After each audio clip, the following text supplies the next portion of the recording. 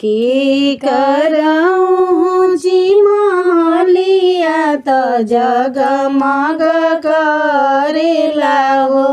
के करा सुंदर लीला तिलक भाला शोभेला हो।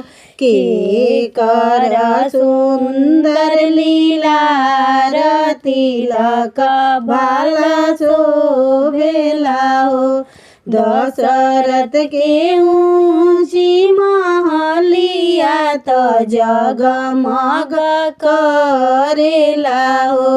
राम जी के सुंदर लीला तिलक भाला शोभेला हो।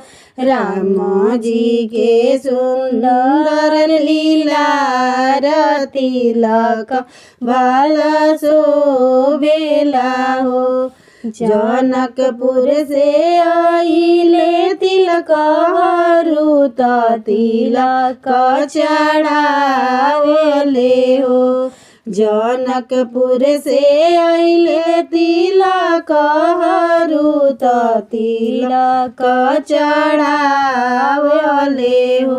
राम जी के चढ़ेला तिलकवा तिलक सोहावन हो। राम जी के चढ़ेला तिलकवा तिलक सोहावन हो। अगने में बैठे जनक राजा गनानी रे खेले हो। दशरथ के आंगन बड़ी छोट तनिको नाही लागेला हो। दशरथ के आंगन बड़ी छोट तनिको नाही लागेला हो। आसन पर बैठे दशरथ राजा त राम के निरेखले हो।